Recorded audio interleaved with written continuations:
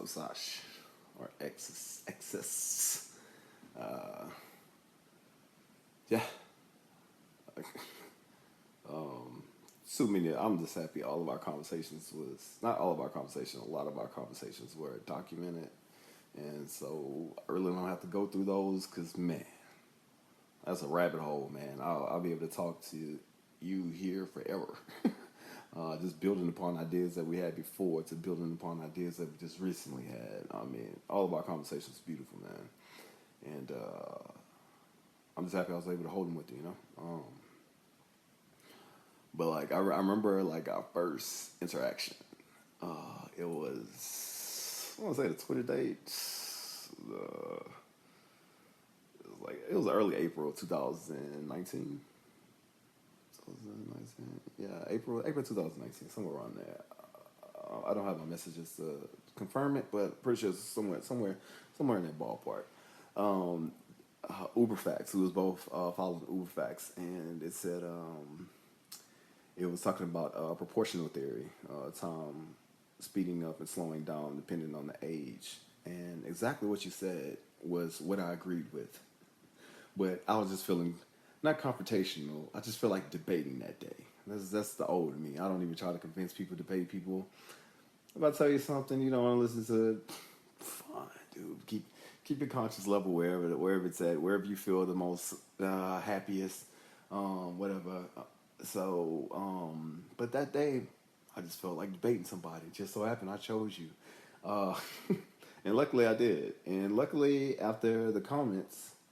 I would have let it go on the comments, but you end up sending me a private message to follow along with your thought process that I already agreed with, but I couldn't agree with you because I had to debate you and whatnot.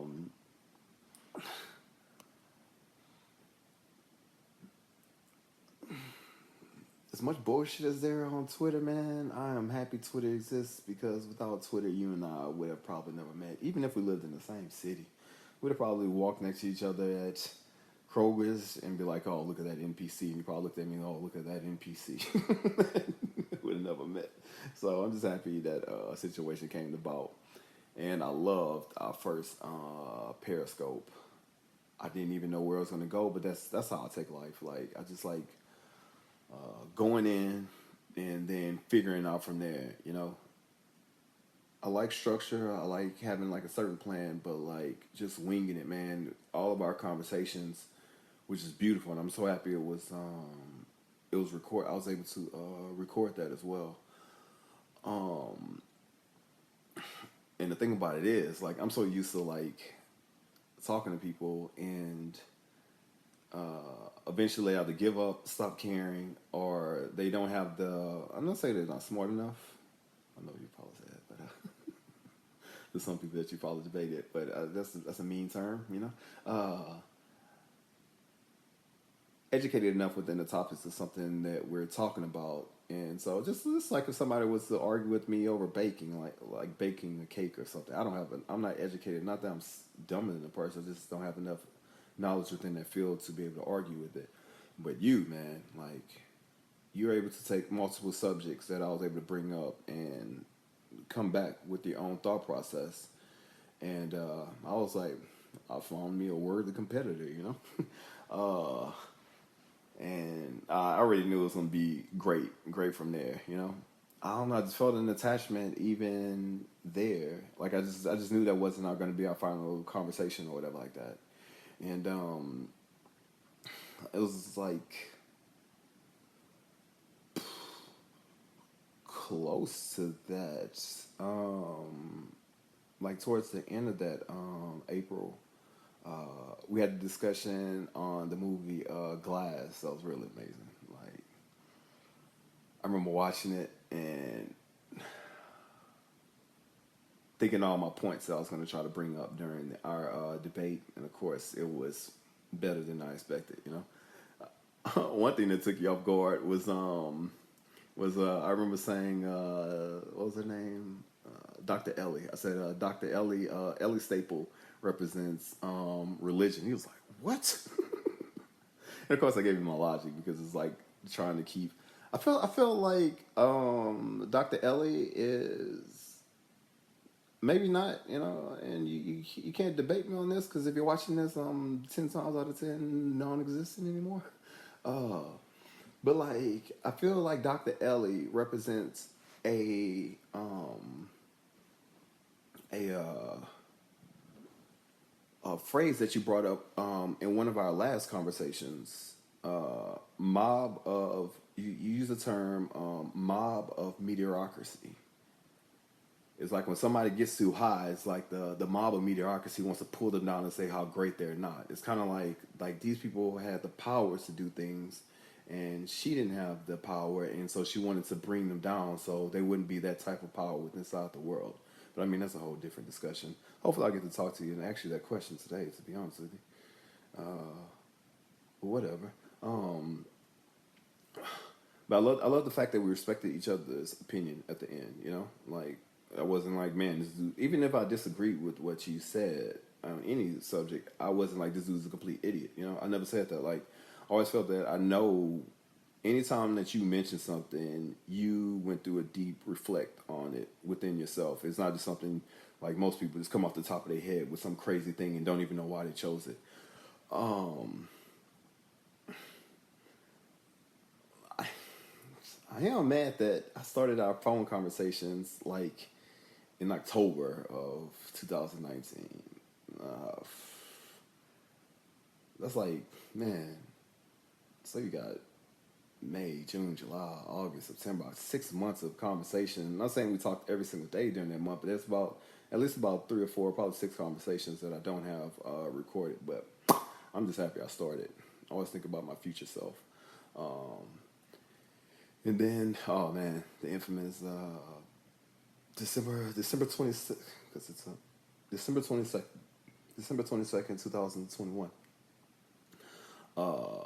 It's crazy that all those. So man, 2019. So about 3 years, 2 years went by, and we never met each other. We was just totally based off of conversation through the phone, whatever like that, and we met December 22nd, 2021.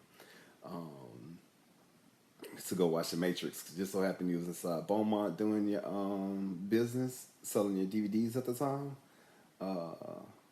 movies, whatever you're into. And I was so happy, man, when you quit your job. Like, I already knew, like, just through the conversation, man, you were stressed at that job. And a lot of people probably seen it as a negative, that the company shut down after the pandemic. But a lot of people, it's probably a huge blessing because they wasn't going to let go of that nipple, man. And because they felt that was the only thing that was feeding them. And you was able to come out on top after leaving and finding your own peace and spending more time with your daughter. It's beautiful, man. But yeah, we watched the Matrix 4 together. And a lot of people shitted on the movie, but to be honest, man, like if you have a true background within the Matrix, it made sense. Well, it made sense to me. I don't know what it is to you. I don't know if you just gave an opinion because I was excited to see it and you didn't want to just knock it, but I can't knock the movie. Did it compare it to Matrix 1 and 2? Nah. Beat Matrix 3 for sure. But and then we left the movie theater and went to Twin Peaks. It was like a daily strip club, strip club during the day without all the extra stuff and plus food, And held a conversation there, and that was when you was like, you asked a question of, I won't say currency or superiority. Yeah, what's the new thing after money becomes non-existent? What would be considered the new hierarchy? Put it that way. And I'm still dwelling on that question. To be honest, I don't know. I guess it depends on framing the situation. Another one of my favorite times was when you came out with the Party at the Top and your other songs like Two Face. The lyric breakdown I've always dreamed of like sitting like face to face with like a Lupe Fiasco, you know, and going over his lyrics with them. Like I never knew an artist on that deep of a level, with all these entendres to be able to go over it, and you were that to me. Like you were like the meeting of like a Lupe Fiasco to go over your lyrics, and I like the fact that you gave me my space to give my interpretation and then give me the real, you know. Man, but I wish nothing but the best for you, you know.